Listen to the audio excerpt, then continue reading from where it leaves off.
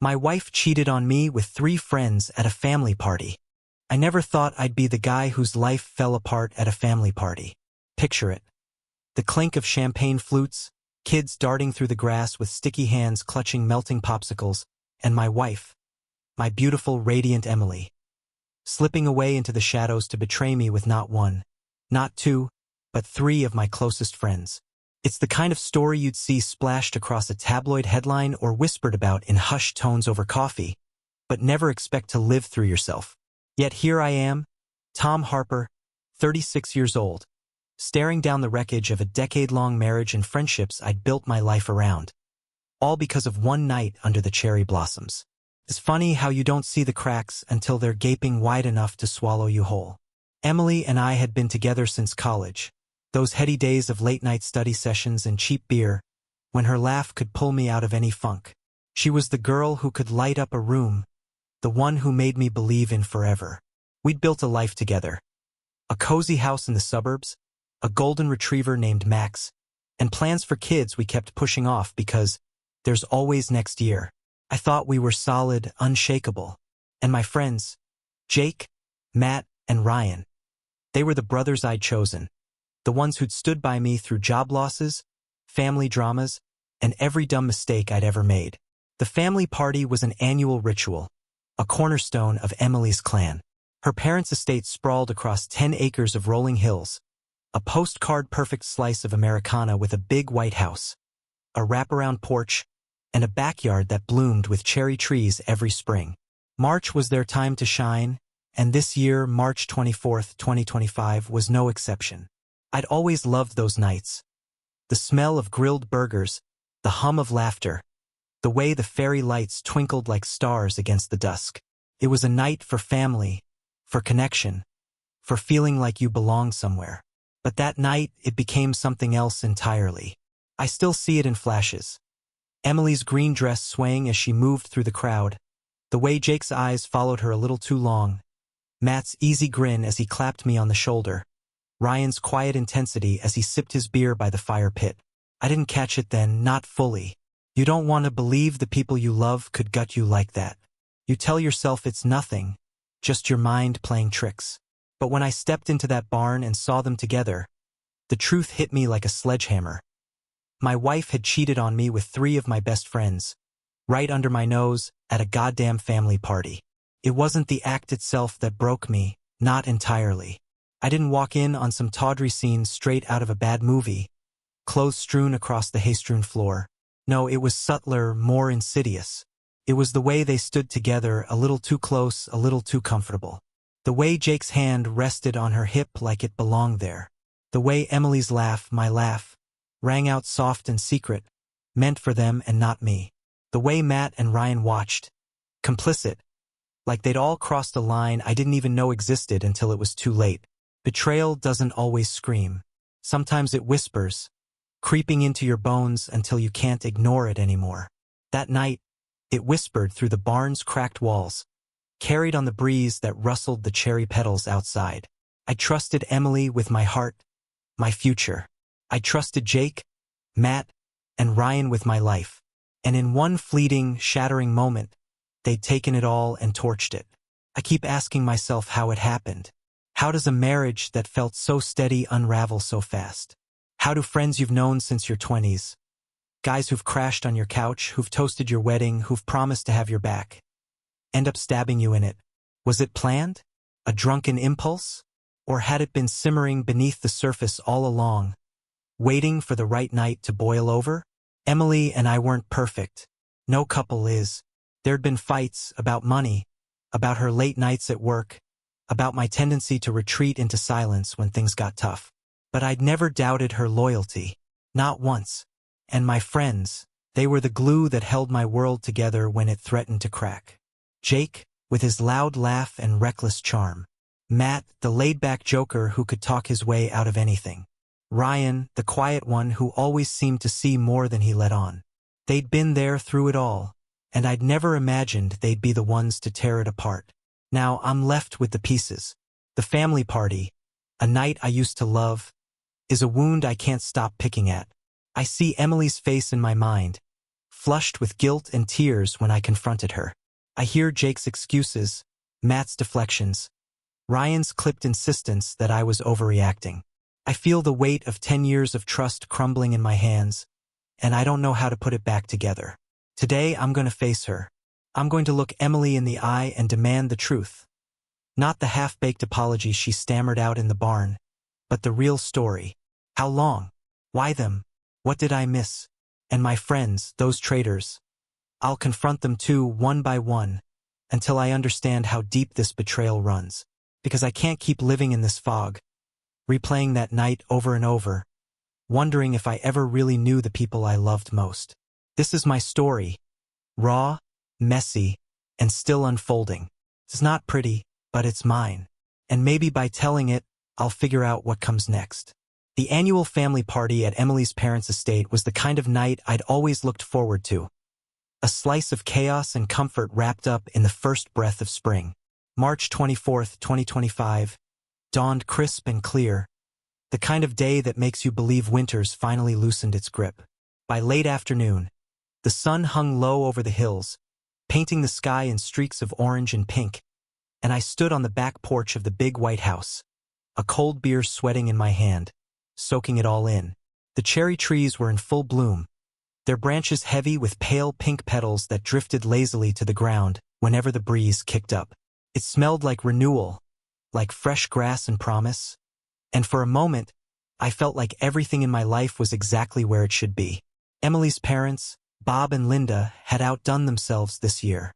The backyard sprawled out before me, a buzzing hive of activity. A long picnic table groaned under the weight of platters. Burgers still sizzling from the grill, bowls of potato salad flecked with chives, trays of deviled eggs dusted with paprika. A makeshift bar sat under the pergola, stocked with bottles of bourbon, wine, and a cooler of beers that Bob kept replenishing with a grin. Fairy lights were strung across the wooden beams, their soft glow just starting to flicker as dusk settled in, and a Bluetooth speaker pumped out a playlist of oldies.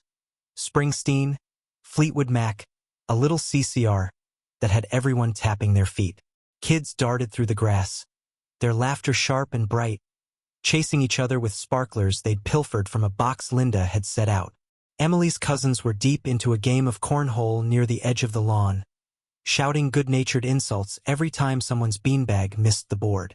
My brother-in-law, Chris, manned the grill with a spatula in one hand and a beer in the other, his apron streaked with grease and a look of fierce concentration on his face. It was loud, messy, and perfect, a night where everyone belonged, where the world felt small and safe. Emily floated through it all like she was born for it. She'd picked out a green dress that morning, one that hugged her curves and flared out at the knees, the color bringing out the flecks of hazel in her eyes. Her auburn hair was loose, catching the last of the sunlight as she moved from group to group, a tray of lemonade in her hands 1 minute, a plate of cookies the next.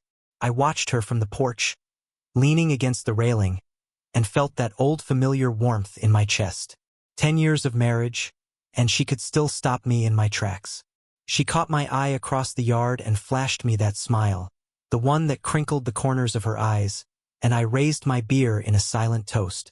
She laughed, shaking her head, and turned back to her aunt, who was mid-story about some neighbor's runaway goat. My friends were there too, blending into the chaos like they'd always been part of it. Jake, Matt, and Ryan weren't family by blood, but they'd been around long enough to earn their spots.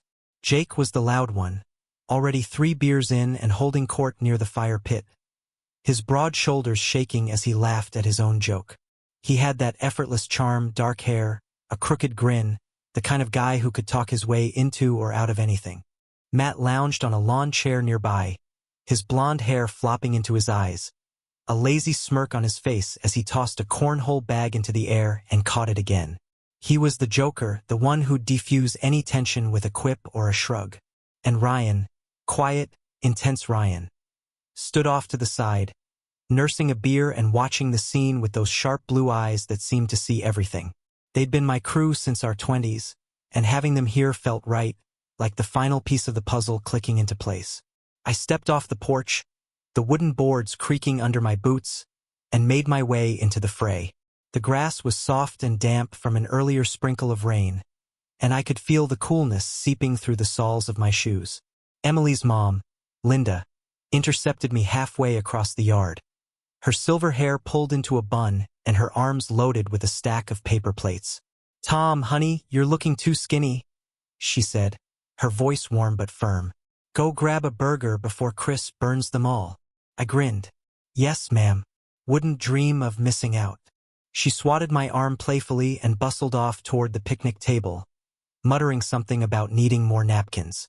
I kept moving, weaving through clusters of relatives I only half recognized. Second cousins, uncles by marriage, a gaggle of kids I couldn't name. The air was thick with the smell of smoke and charred meat, mingling with the sweet tang of blooming cherry blossoms. It was the kind of night that made you forget the grind of the everyday. The bills piling up, the leaky faucet I still hadn't fixed, the way Emily and I had been bickering more than usual lately. None of that mattered here. This was a bubble, a perfect little world where everything was good. I found myself by the fire pit, the flames crackling and popping as Jake tossed another log onto the pile. Sparks spiraled up into the darkening sky, and the heat brushed my face as I settled onto a bench. "You're gonna burn the place down, man," I said, nodding at the fire. Jake grinned, wiping his hands on his jeans. "Gotta keep it interesting, right? Besides, you know I'm a pro.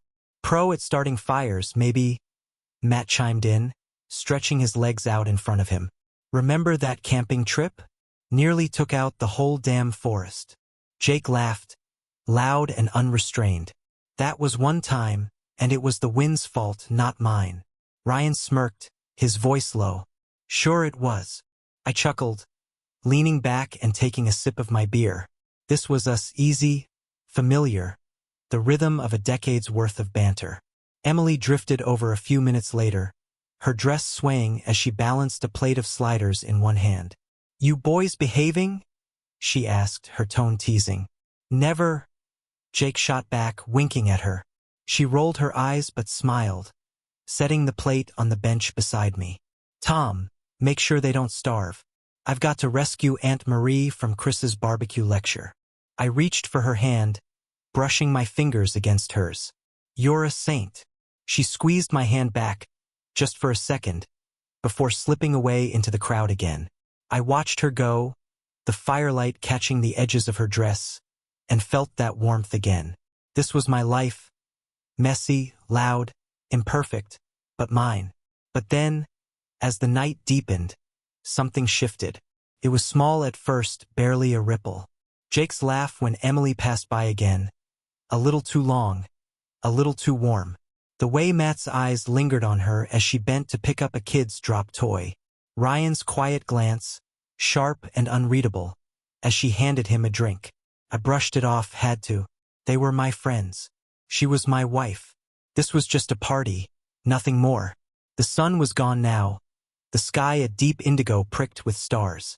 The fairy lights glowed brighter, casting long shadows across the lawn. I finished my beer and stood to grab another, the buzz of the crowd fading into a pleasant hum. I didn't know it yet, but that hum was about to turn into a roar, one that would tear my world apart before the night was over.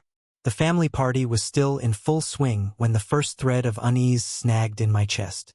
The fire pit crackled, spitting embers into the night, and the hum of laughter and music wrapped around me like a blanket.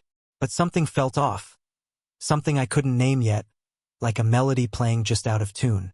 I'd finished my beer, the bottle cold and empty in my hand, and decided to head inside for another. The air had cooled, the breeze sharper now, tugging at the cherry blossoms and sending petals skittering across the lawn. I stepped onto the porch, the boards groaning under my weight, and pushed through the screen door into the kitchen. The house was warm, a stark contrast to the crisp night outside.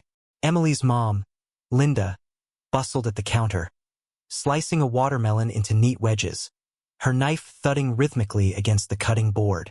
A few cousins lingered near the fridge, debating whether to crack open another bottle of wine or switch to bourbon.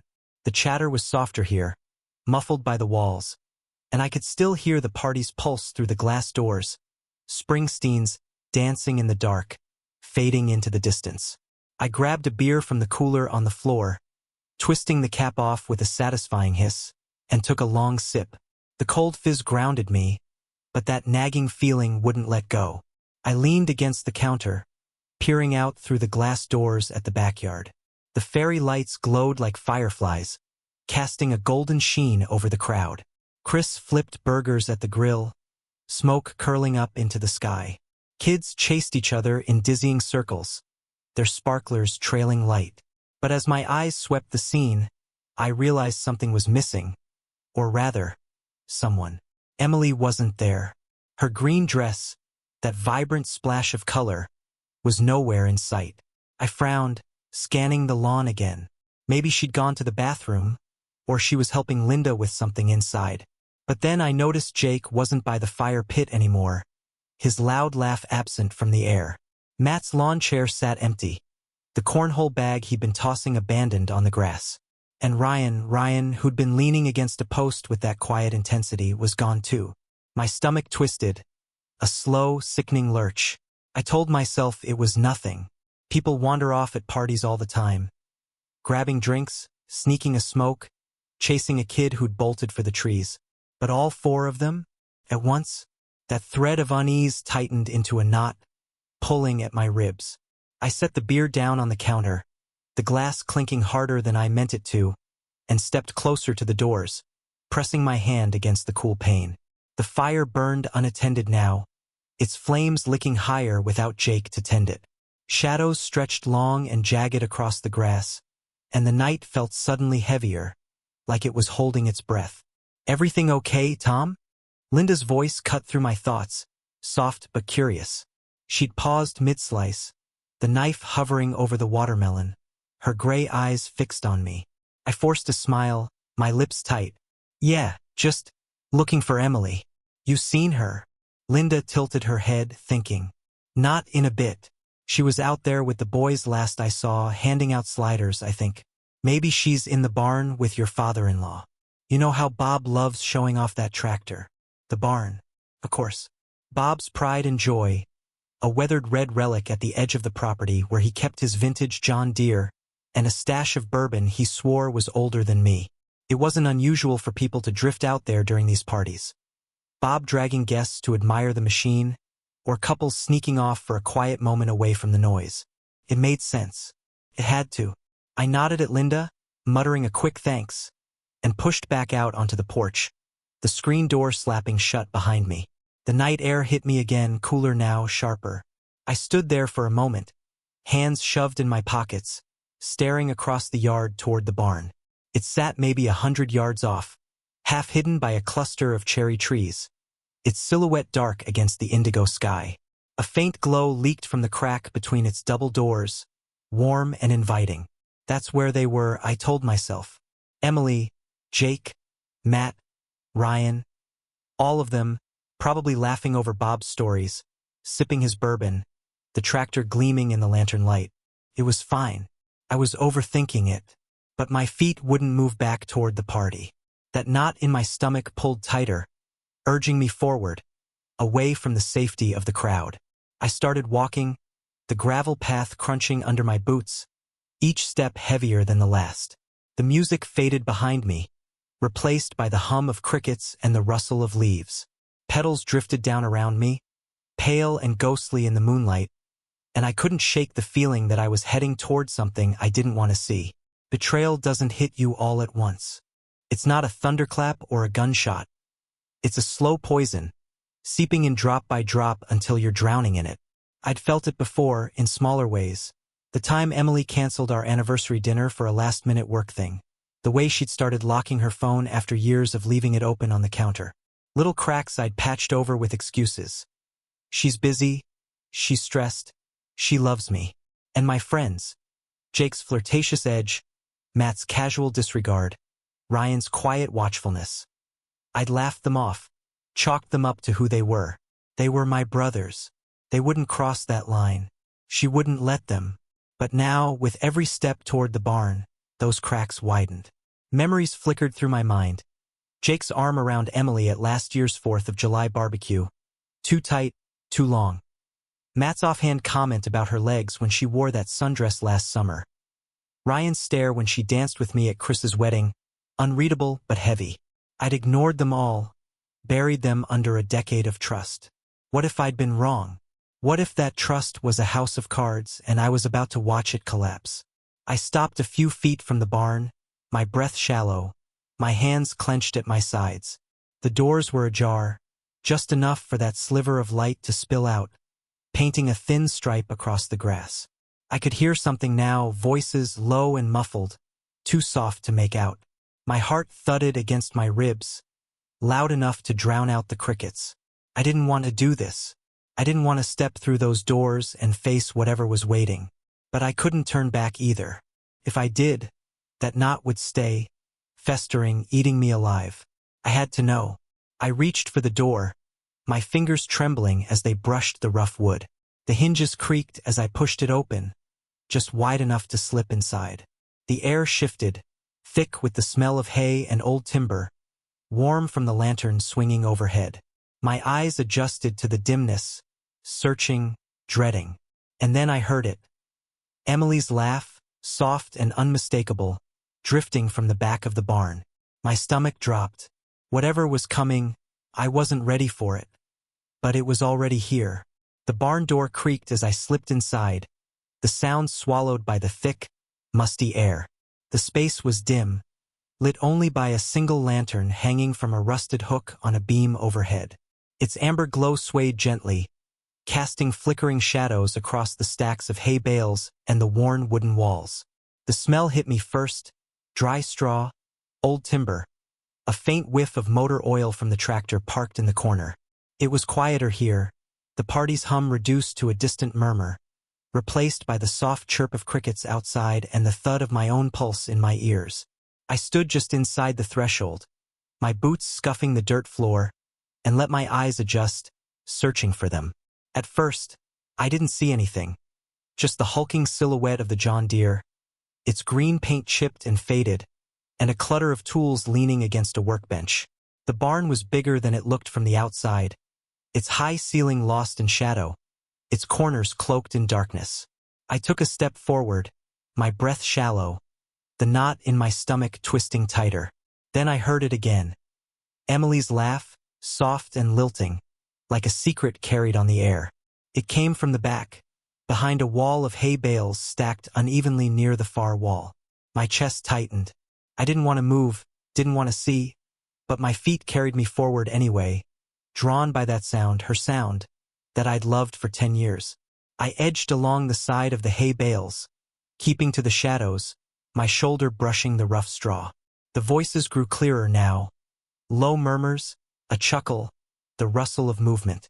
I stopped at the corner, peering around the edge, and there they were. Emily stood with her back against the barn wall, the green dress clinging to her in the dim light, its hem slightly askew as if she'd tugged at it absently.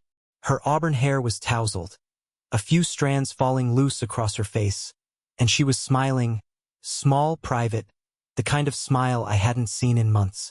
Jake was closest to her, leaning in, his broad frame blocking part of my view. His hand rested on her hip, fingers splayed casually but firm, like he'd done it 100 times before. Matt sat on a hay bale a few feet away, legs stretched out, his blonde hair catching the lantern light as he grinned lazily, watching them. Ryan leaned against a wooden post nearby, arms crossed, his sharp blue eyes fixed on Emily with an intensity that made my skin crawl. They didn't see me, not yet. They were too caught up in whatever this was, this bubble they'd built away from the party, away from me. I stood there, frozen, my breath trapped in my throat, watching as Jake murmured something I couldn't hear. Emily tilted her head back against the wall, her lips parting in a soft sigh, and his hand slid up her side, slow and deliberate, stopping just below the curve of her ribs. It wasn't frantic or overt.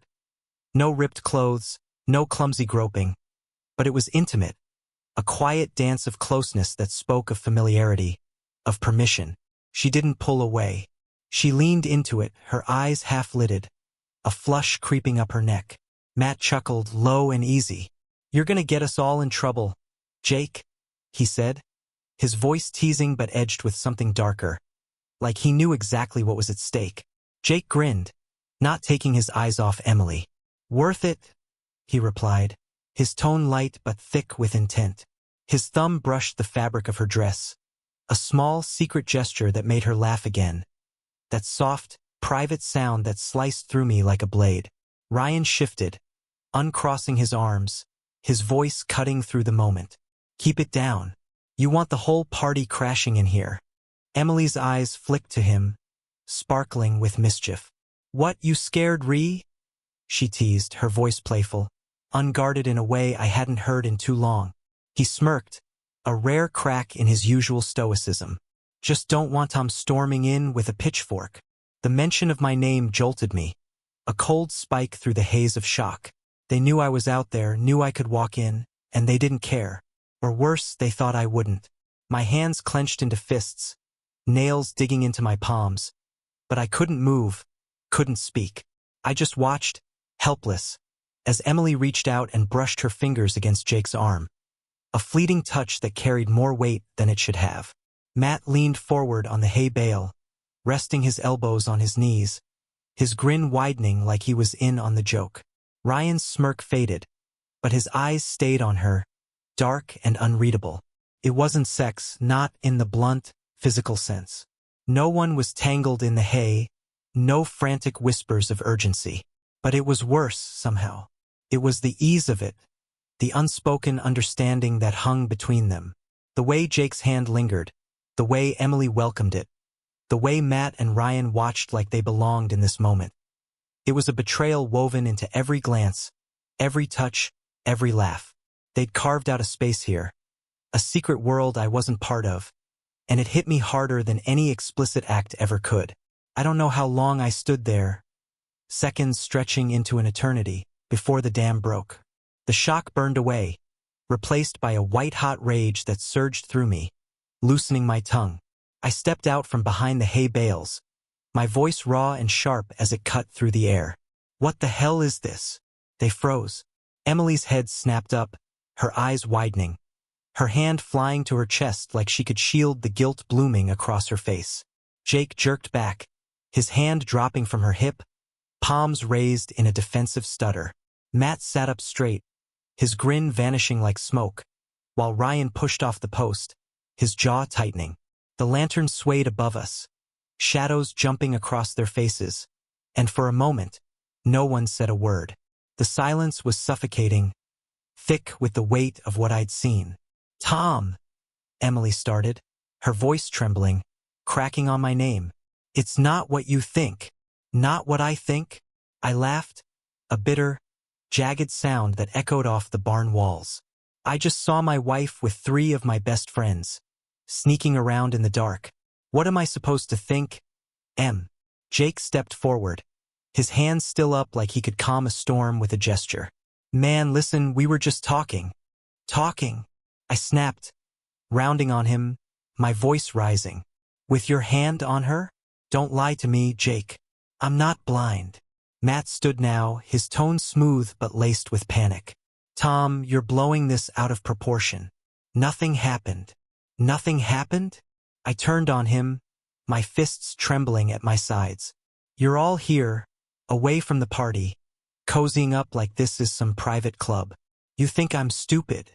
Ryan's voice cut in, sharp and clipped. "You're making a scene, Tom. Calm down. Calm down." I roared, my control snapping. "My wife cheated on me with you? All of you. And you want me to calm down?" Emily flinched, tears brimming in her eyes as she stepped toward me. "Tom, please. It wasn't cheating. It was, I don't know, a mistake. We got carried away." "A mistake?" I stared at her, the woman I'd built my life with, and felt the ground tilt beneath me. "With 3 of my friends? At a family party? How does that even happen, Emily?" She opened her mouth, then closed it, her hands twisting together. Jake rubbed the back of his neck, avoiding my gaze. Matt shifted on his feet, looking anywhere but at me. Ryan just stood there, arms crossed again, his face a mask. The air in the barn felt heavy, oppressive, their excuses piling up like debris after a wreck. Couldn't breathe. I couldn't think. I turned on my heel, shoving past the hay bales, the lantern light flickering behind me as I stormed toward the door. Tom, wait, Emily called, her voice breaking, but I didn't stop. The cool night air hit me as I burst outside, the gravel crunching under my boots, the cherry petals swirling around me like a mockery of the night I'd thought I'd had. I didn't know where I was going, just away, anywhere but there, where my world had just shattered into pieces I didn't know how to pick up. The night air slapped me as I stumbled out of the barn, my boots crunching gravel, my chest heaving like I'd run a marathon. The cherry petals swirled around me, pale and mocking, caught in the breeze that carried the faint echo of the party.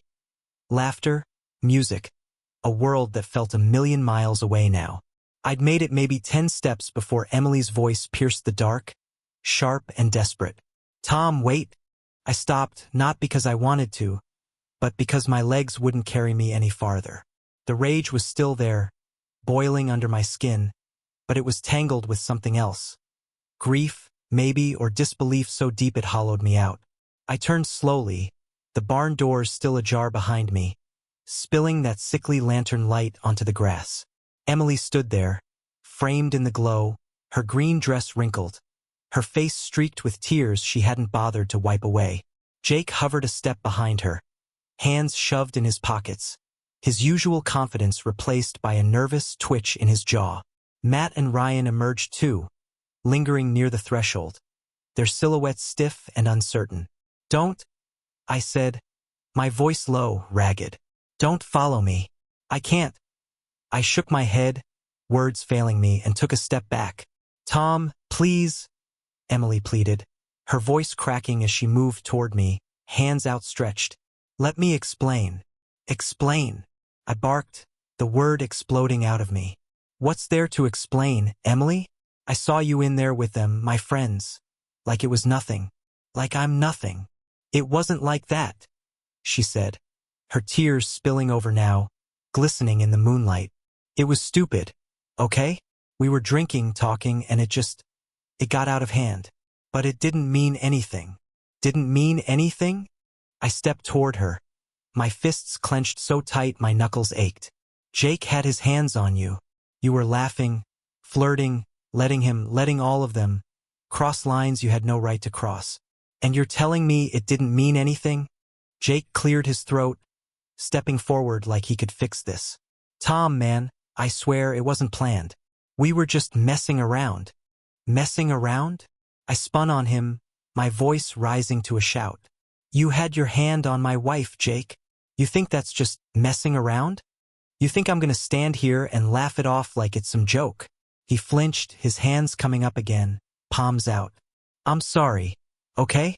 It was a dumb move. Too much bourbon, too much, I don't know, nostalgia or something. But it stopped there. Nothing else happened. Nothing else. I laughed. A harsh, bitter sound that scraped my throat. You're standing there with my wife in the dark, touching her like she's yours, and you've got Matt and Ryan right there with you, watching like it's a damn show. And you expect me to believe it's nothing? Matt stepped into the circle now, his voice calmer, trying to smooth things over like he always did.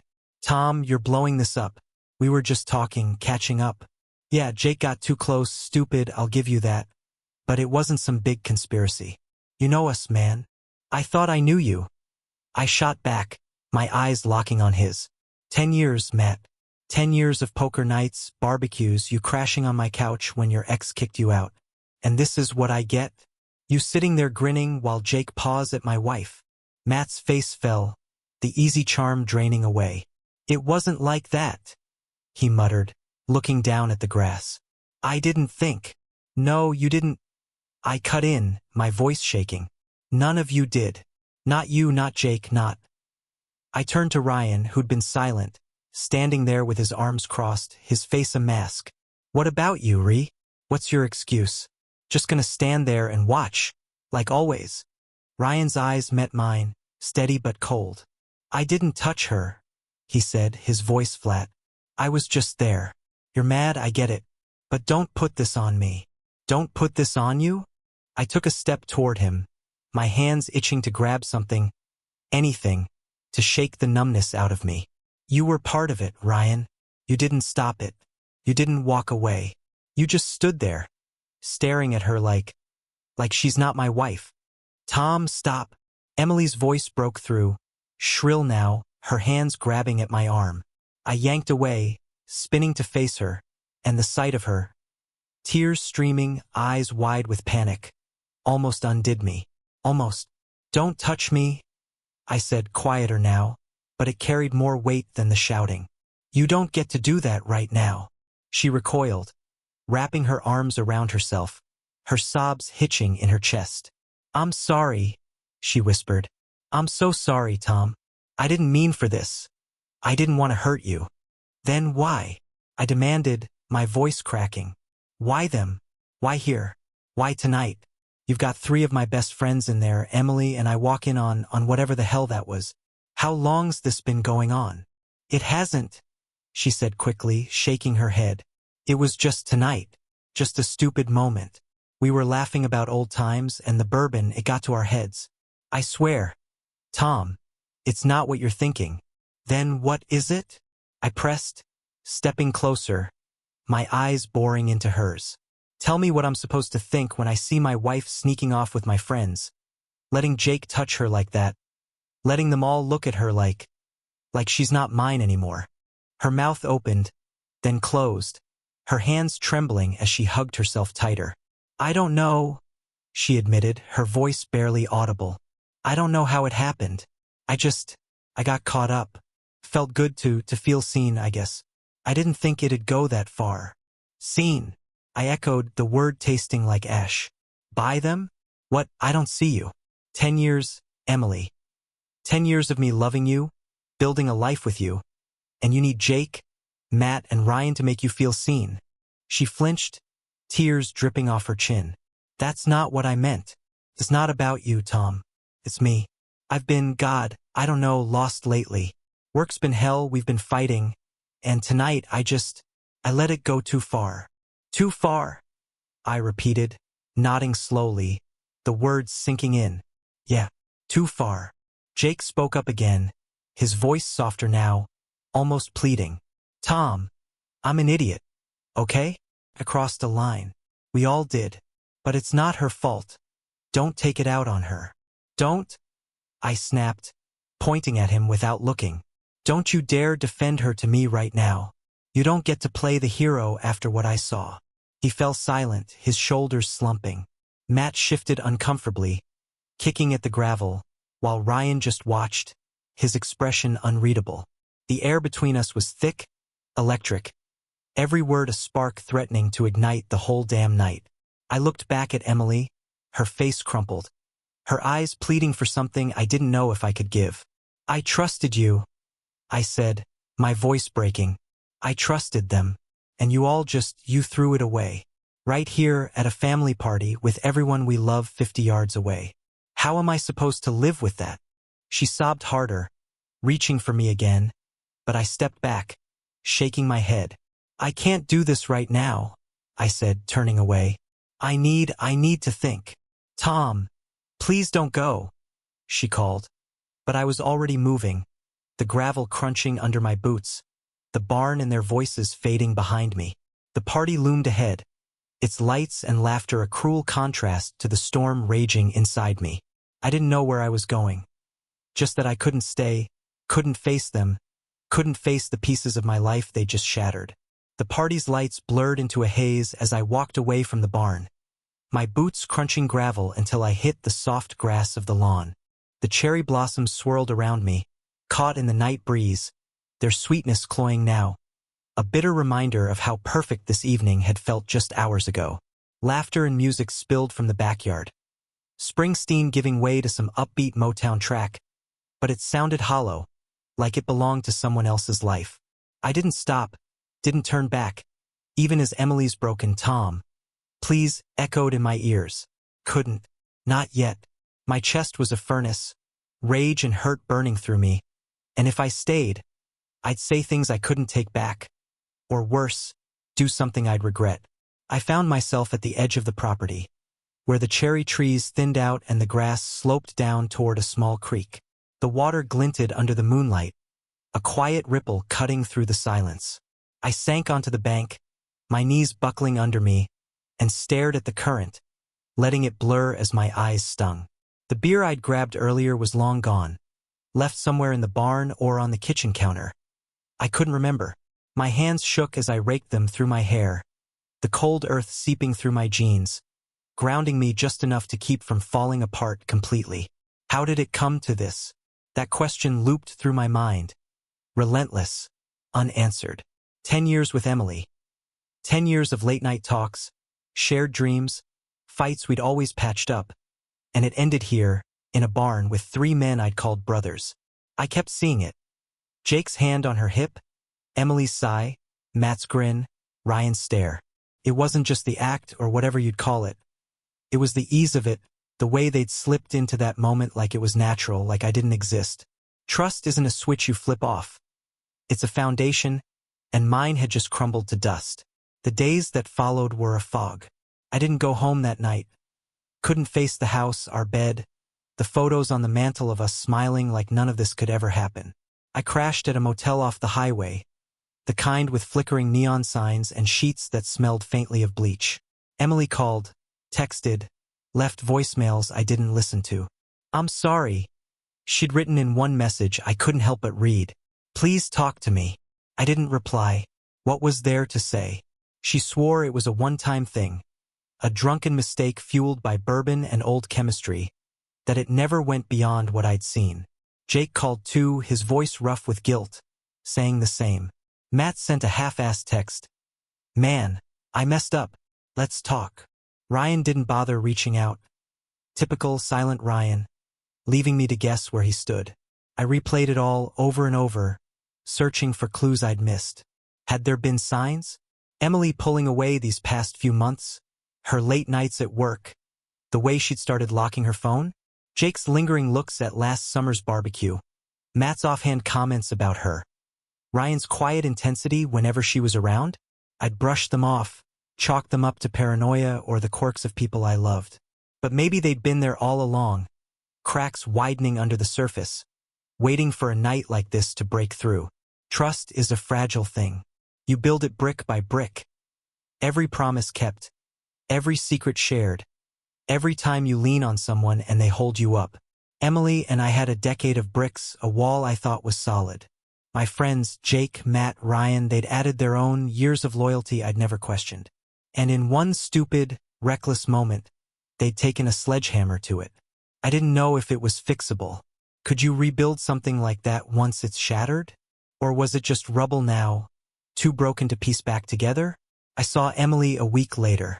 She showed up at the motel, her eyes red-rimmed, her hair pulled back in a messy bun. She stood in the doorway of my room, clutching her purse like a lifeline, and begged me to come home. "I love you, Tom," she said, her voice small. "I messed up. God, I messed up so bad. But it's you I want. It's always been you." I wanted to believe her. Part of me still loved her, still saw the girl I'd married in the way her lip trembled, the way she reached for me. But every time I closed my eyes, I saw Jake's hand, her sigh, that secret smile, and the love twisted into something jagged. "What about them?" I asked, my voice hoarse from disuse. "Jake, Matt, Ryan, what happens with them?" She shook her head, tears spilling again. "Nothing. I'll never see them again if you want. I'll do anything, Tom. Just don't give up on us." I didn't answer, not then. I told her I needed time, and she left, her sobs echoing down the hall as the door clicked shut. Time. Like that could erase what I'd seen, what I felt. I'd trusted her with everything. My heart, my future, and she'd handed pieces of it to them. My friends, too, they'd been my anchor, my family when my own was miles away. Now they were ghosts, their apologies ringing hollow, their faces tied to a betrayal I couldn't unsee. The family party was supposed to be a celebration, a night of joy under the cherry blossoms. Instead, it's a scar raw, tender, one I'll carry no matter what comes next. I don't know where I go from here. Divorce feels like a guillotine, cutting away half my life, but staying means living with shadows I can't shake. Maybe there's a middle ground, counseling, forgiveness, A slow crawl back to something like trust. Or maybe this is the end. A decade dissolving into a memory I'll flinch from forever. Relationships are messy, fragile as hell. You pour yourself into them, build something you think can weather anything, and then one night, one stupid, fleeting moment proves you wrong. I loved Emily with everything I had. I loved Jake, Matt, and Ryan like brothers. And they broke me, all of them, in ways I didn't know I could break. The emotional impact is a weight I carry every day now, a quiet ache that doesn't fade. Trust, once gone, leaves a hole nothing fills. Not time, not apologies, not even love. I'm still figuring it out. Some days I want to fight for her, for us. Others I want to walk away and never look back. The barn, the party, that night. It's a line drawn through my life, splitting it into before and after. Whatever happens, I'll never see cherry blossoms the same way again. What would you do if you were me? Drop your thoughts in the comments. I'm still lost in this mess and could use some perspective. If you've got your own wild relationship stories, I'd love to hear them. Check out my other posts for more chaos because apparently that's my life now. Love heartwarming and hilarious family stories from Reddit? Don't forget to subscribe and hit the bell icon so you never miss a new story.